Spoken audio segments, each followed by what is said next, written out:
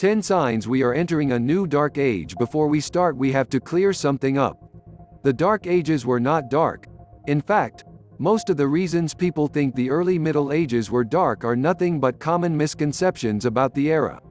In the introduction to Top 10 Reasons the Middle Ages Were Not Dark, I said, the term, Dark Ages, is almost as ancient as the period itself.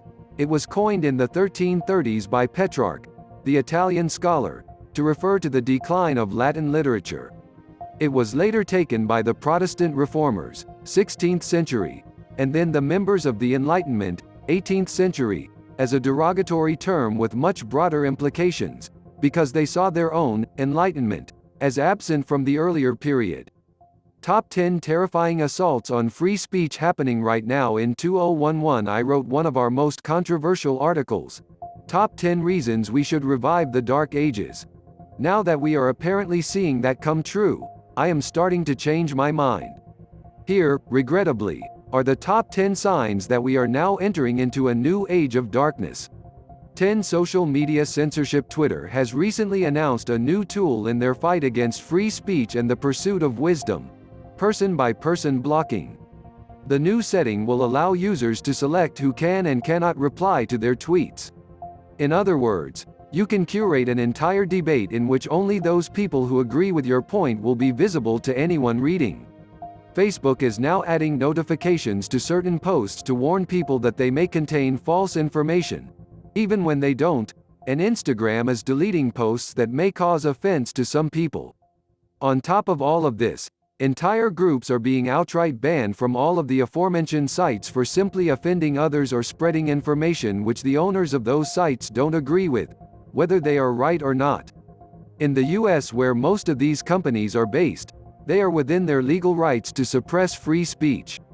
The final solution for these horrible attacks on the sharing of knowledge is for new sites to emerge unfettered by political bias of billionaire owners and stockholders who see the bottom line as being more important than the love of wisdom.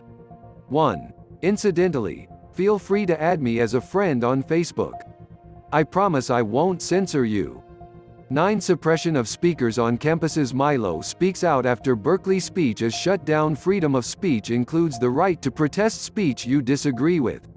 Those who punch protesters at rallies can no more claim to support free speech than Lenin could claim to support capitalism.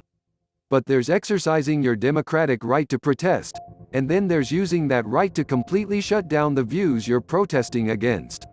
Recently, it seems that protesters are aiming solely for the latter. The idea of creating an environment your opponent is afraid to enter seems to have really taken off around 2013. Prior to that, protests at campuses rarely blocked an invited speaker from attending. Today, you hear about cancelled lectures with mind-numbing regularity. Speakers like Milo Yiannopoulos, clip above, have been chased off college campuses, as have speakers like pro-abortion Supreme Court Justice Carol Bayer. Each time it happens, it demonstrates how little value is now placed on free speech and enlightened debate, versus simply shouting your enemy down. We should be incredibly concerned that so-called bastions of free speech, namely universities, are now the source of so much anti-freedom. When debate ends, so does the discovery of new knowledge. This is probably a good time to recommend our list on top 10 ways college makes you dumb. 2. 8 YouTube censorship. 10 bizarre anomalies and conspiracies of the moon. The men behind the curtain at Google have decided to save us from ourselves and suppress conspiracy theories and other content they dislike. Their reason is that they are preventing us from being misled. That certainly brings to mind an incredibly wise quote by T.S. Eliot. Most of the evil in this world is done by people with good intentions. The motivation of Google, if it is true, can seem to be from virtuous beginnings, but there is one problem: conspiracy theories are often true. For example, Project MKUltra, the horrifying CIA mind control experiment. And what about the theory that support for the Iraq War was falsely created due to lies about babies being thrown from incubators? And speaking of wars, the Vietnam War was based on one great big lie, spoken of only in conspiracy theory circles until the CIA confirmed it to be true. I am, of course, referring to the Gulf of Tonkin incident. How many discussions of conspiracies are being removed and hidden by Google right now? And surely right now is when we most need these discussions around China and the coronavirus and the deep state in politics. Fortunately, because of the fact that Listverse deals only occasionally in conspiracies, our video above has been overlooked so far by Google censors. Enjoy it while you can. 3. 7. Google search destruction. In the last 3 decades we have handed over the curation of the wealth of human knowledge to a company that had the motto, "Don't be evil," until 2018 when it quietly placed it in the last sentence of its code of conduct, now just an afterthought. The last 2 years have seen Google progressively destroy the quality of its search results, first filling them with sponsored posts and now, as of May 2020, seemingly replacing the entire index with results that give Google and its friends financial support during coronavirus. Online webmaster forums are full of website owners declaring their sites dead as 50 to 70% of their traffic from search has been slashed in favor of big brand results from companies aligned with Google's worldview. It is probably fair to say that the future of the World Wide Web is one in which most search results end in a 404 error, page not found. Google is effectively shutting down the internet. With all the search traffic gone, the sites that do remain will be compelled to look to subscription models. 4. 6. Chained Bibles. Remember the chained Bibles from the last Dark Ages? Hint. They were chained up because they were incredibly valuable, not to stop people reading them. Guess what? They're coming back. As Google has begun what seems to be its final onslaught against small and medium information websites and YouTubers, more information is either disappearing or is being locked behind paywalls and subscription models. This is something we discussed for Listverse in the past.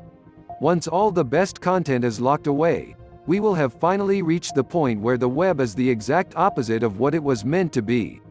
Instead of the dissemination of information to the whole world for free, paid for by ads obviously, we will have a tightly locked vault of knowledge for only those who can afford to read it. And unlike the Bible in the Middle Ages, we don't have internet priests who can read it to us every day. This truly is the intentional removal of learning for all but an elite rich. And by the way, this is not just about small websites and creators. 5. Top 10 ridiculous instances of censorship in pop culture. 5. Joe Rogan Spotify JRE is moving to Spotify. The biggest name in podcasting has just announced that he is moving to Spotify where, for the inconvenience of listening to an ad, you can access his podcasts. He is probably the first really big name to tell Google he won't tolerate their censorship. Up until now, Rogan was earning $36 million a year for his podcasts with Google, but Spotify lured him in with a promise of $100 million. It is no wonder he is willing to take the risk and move to a paid service. It is great for Joe in terms of censorship, until Spotify gets bought by Google or begins to implement its own restrictions on content. It does, however, serve to show us just how restrictive access to information is going to become. Only time will tell whether a mass exodus of content makers to this new platform will serve to broaden or reduce our overall access to knowledge. We are witnessing a consolidation right now into a few extremely large corporations, and their principles and ethics, or lack thereof, will determine whose voices and what stories we all hear in the future. 6. 4. Wayback Machine Censorship. Who controls the past? Ran the party slogan. Controls the future. Who controls the present controls the past. These words from George Orwell's frighteningly prescient novel 1984 ring true particularly today. The Wayback Machine or Internet Archive is an amazing site with snapshots of most parts of the World Wide Web going back decades. It has, on many occasions, been used to reveal deceptive editing from the mainstream media. But unfortunately it has now taken a dangerous turn down the dark road of censorship. Recently, the Wayback Machine begun marking certain archived pages as disinformation, particularly as it relates to the coronavirus. It is retroactively stating that historical news or events were not true. It is only a matter of time before they start expunging the original content itself or replacing misinformation with facts, as determined by unnamed movers behind the scenes. 7. 3. Free discussion in science. Noah Carl on race, IQ and academic freedom. Scientists and doctors are now routinely fired for discoveries, or even espousing theories, that are now deemed contrary to ideas, proven, by scientific consensus, argumentum ad verecundium. Anyone? The fear of causing offense, or worse, causing offense to those with very loud social media presences, is largely behind this dreadful situation. Scientists should not be stifled, and it doesn't matter how offensive their discoveries or views, they should be put out in the fresh air for debate. If we are not allowed to argue against ideas, how can we truly show them to be wrong, or to prove their opposite to be true?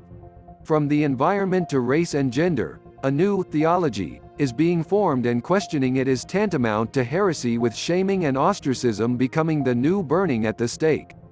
8.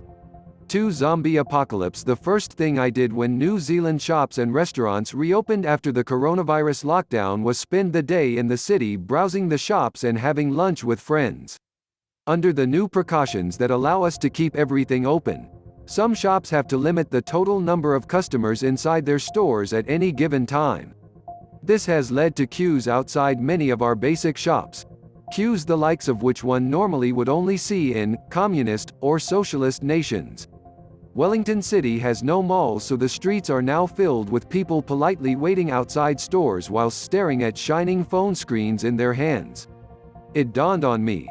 The zombie apocalypse is not something from a horror movie or TV series. It is here right now. Instead of talking and sharing our experiences and knowledge, instead of reading a book or even a magazine, people are playing games or watching videos on YouTube, the ones Google hasn't suppressed yet. This is the zombie apocalypse, and it is voluntary. Until you see a city street full of people with vacant faces staring down, you can't truly appreciate how horrifying this really is. As freely as we have chosen to destroy our brains in this way, we must also freely choose to stop. At this stage that seems unlikely. I hope I am wrong. 9. 1. Historic information sources may vanish. Social distancing is going to have many serious knock-on effects that are unforeseen. With some places already banning cash due to paper being such a good carrier for the virus, it is plausible to think that institutions of human knowledge such as libraries and, to a lesser degree, museums, may eventually also be shuttered in the name of public safety. This would be partially manageable if it weren't for the fact that the rest of the items on this list are also occurring at the same time. Once all sites are gone except the highly questionable Wikipedia at the end of Google's search Holocaust, we could find ourselves finally untethered from the shared pool of knowledge of our ancestors upon which we have built our amazing and wonderful society. Thank you for watching. Why not leave a comment below and let me know what do you think? If you like this video, share the love with others and give it a thumbs up. Also hit the subscribe button for more in future.